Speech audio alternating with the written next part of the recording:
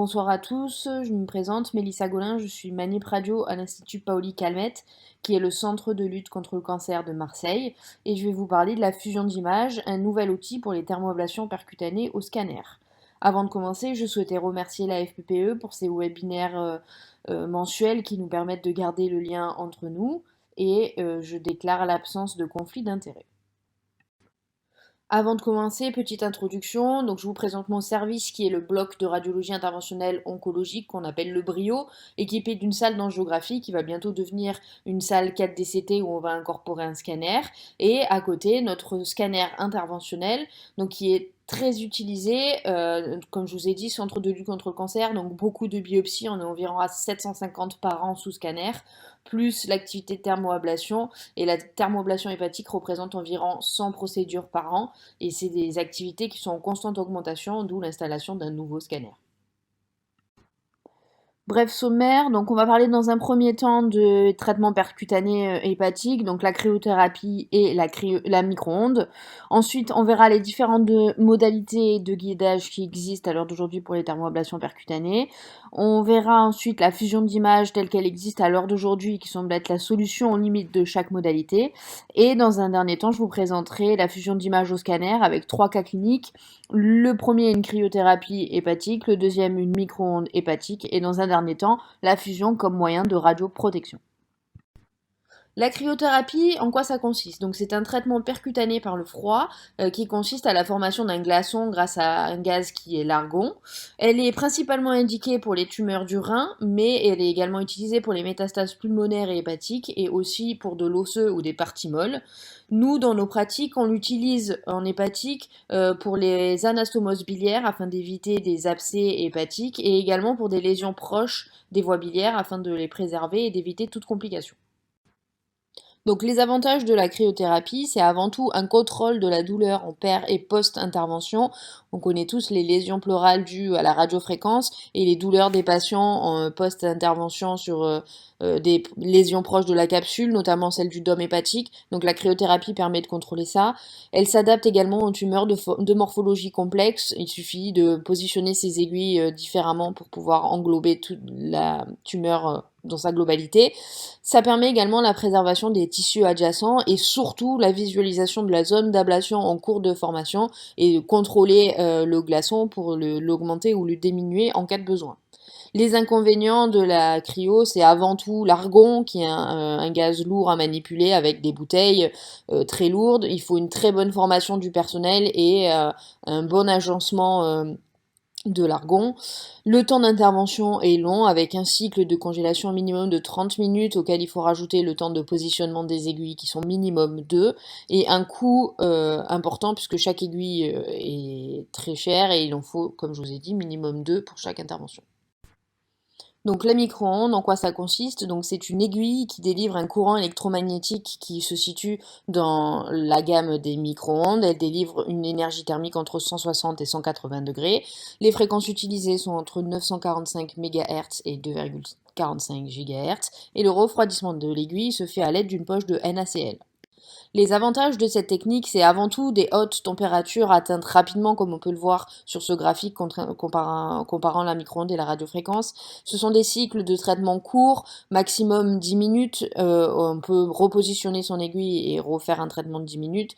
Et c'est peu influencé par les structures alentours, notamment par le tronc-porte en hépatique.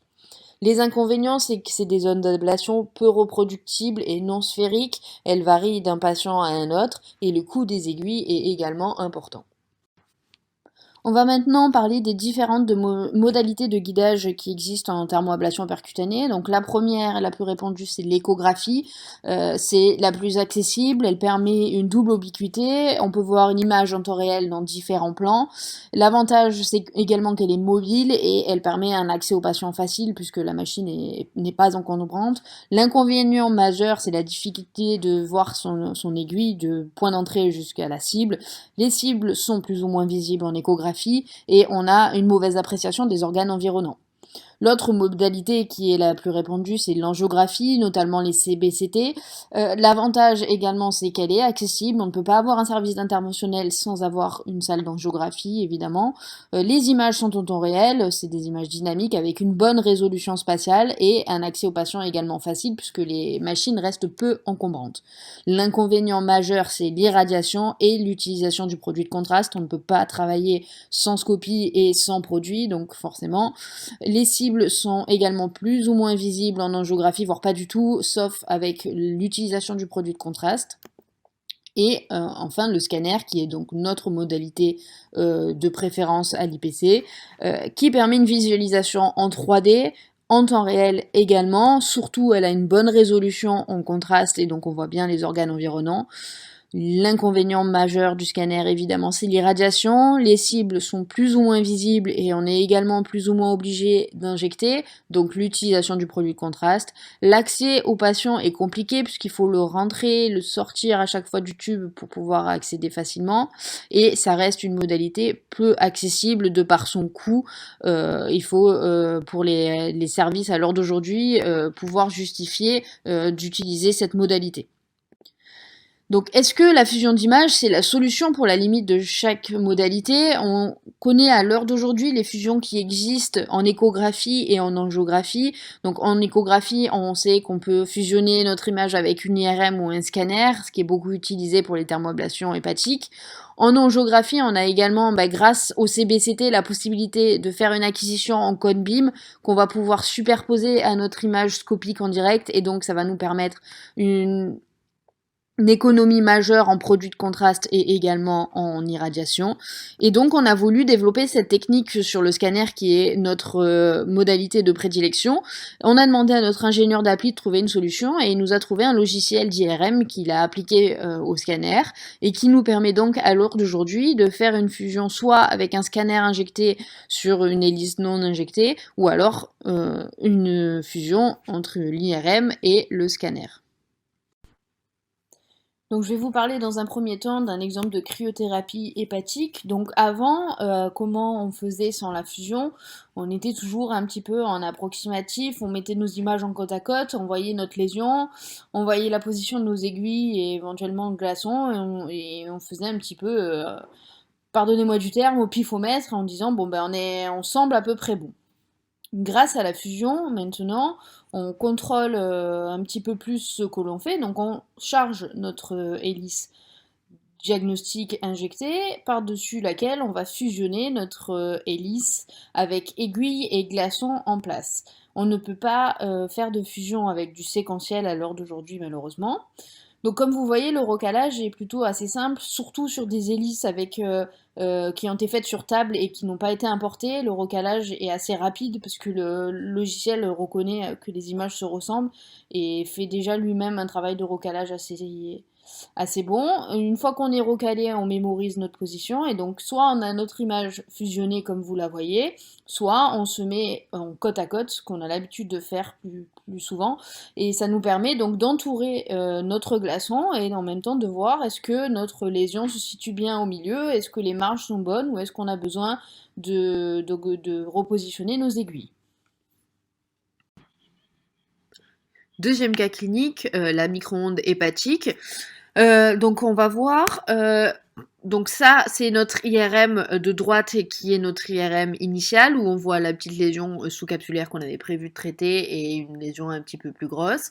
Et sur notre IRM de gauche, on voit notre IRM de contrôle à 1 mois où notre petite lésion sous-capsulaire est toujours présente, notre cicatrice de micro-ondes qui est juste à côté, donc qui n'a pas été efficace, on n'a pas traité au bon endroit, et par contre notre grosse lésion qui était beaucoup mieux visible au scanner, qui elle est bien traitée.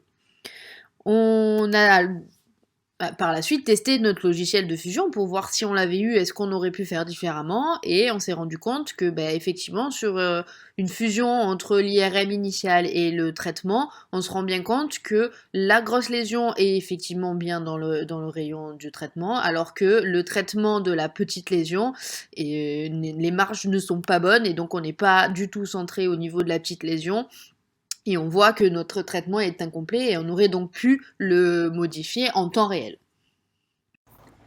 Pour finir, je vais vous parler de la fusion d'images comme moyen de radioprotection.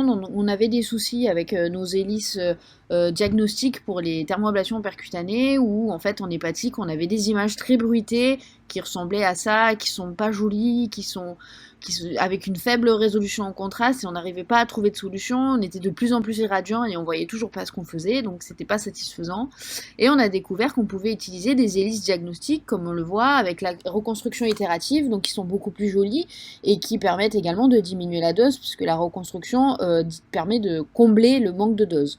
On s'est également rendu compte qu'on pouvait utiliser ces hélices diagnostiques pour faire notre balistique comme sur l'interventionnel, comme on peut le voir sur cette image où on travaille exactement comme avant. Le seul inconvénient c'est qu'on n'a pas la visualisation en 3D, évidemment elle n'est pas reconstruite, mais ça c'est un inconvénient mineur qu'on peut combler avec du séquentiel derrière ou même une toute petite hélice interventionnelle si vraiment on a besoin d'un grand trajet, mais en tout cas ça nous diminue les doses dans tous les cas. On s'est aussi rendu compte qu'on pouvait revenir sur notre hélice diagnostique, comme on le voit, et changer de cible en cours d'intervention. On se fie à notre numéro de coupe pour voir où est la cible et on se positionne dessus en mode séquentiel. Et ça nous permet également d'économiser une hélice entre deux lésions, puisqu'on a pu se rendre compte grâce à la fusion qu'on pouvait faire confiance à nos images diagnostiques. Les numéros de coupe changent rarement et donc on peut se centrer sur notre hélice diagnostique, travailler sur notre hélice séquentielle, même si on ne voit pas bien la lésion ou même des fois pas du tout. Et la fusion nous permet également si on a un doute, de refaire une hélice, et comme on le voit sur nos hélices de fin, où on fait du diag également, nos images sont beaucoup plus jolies, et on voit notre lésion, et on voit également très bien notre cicatrice de micro-ondes, et on peut voir que nos marges sont bonnes, et qu'on est sur les lésions, donc on n'a pas de doute, et on peut laisser partir le patient sereinement. Donc, comme vous pouvez le constater sur cette diapo, nos NRI ont pu être largement améliorés entre l'année d'avant et l'année où on a réalisé les hélices diagnostiques. On a largement diminué nos PDL et également nos CTDI, car les radiologues ont accepté de faire confiance à la machine et donc on a diminué notre dose en séquentiel. Et comme je vous ai dit, le diagnostic permet de diminuer la dose de 30% pour avoir une image équivalente sur une hélice d'interventionnel. Donc en conclusion, on a vu que la fusion d'images, ça permet de faciliter la prise en charge des patients au scanner interventionnel. On est beaucoup plus sûr dans nos traitements, ça nous rassure. On peut vérifier notre zone d'ablation avant de libérer le patient et ça nous permet de traiter beaucoup plus sereinement les patients. La réalisation de la fusion est assez facile, c'est un logiciel pas très compliqué, ça prend un petit temps de prise en main, mais une fois que c'est fait, la manipulation est assez facile. Les inconvénients de cette technique qui reste expérimentale, à ma connaissance à l'heure d'aujourd'hui, nous sommes les seuls à avoir ce logiciel et c'est dommage, ça serait bien que les constructeurs se penchent sur le souci parce que c'est vraiment quelque chose dont les radiologues sont en demande. C'est avant tout l'impossibilité de réaliser la fusion en direct, on est obligé de faire ça sur le logiciel en cours de procédure, donc ça rallonge un petit peu le temps de procédure, on ne peut pas le faire sur du séquentiel, donc c'est dommage. On n'a pas la visualisation de la hauteur de coupe, donc ça aussi ça reste embêtant, parce que rien que la hauteur de coupe pourrait nous montrer si on est bien placé ou pas, même si on a réussi à pallier ce problème avec l'utilisation de nos hélices diagnostiques, mais surtout le gros inconvénient, mais ça c'est le même pour tous les logiciels de fusion à l'heure actuelle, c'est la reproductibilité qui reste difficile lorsqu'on utilise surtout deux modalités différentes, c'est-à-dire une IRM sur un scanner. La position n'est pas la même, le patient n'a pas la même respiration, et donc c'est toujours compliqué de fusionner les deux images, mais ça nous permet quand même dans tous les cas de vérifier nos traitements et d'être serein dans ce qu'on fait. Je vous remercie de votre attention.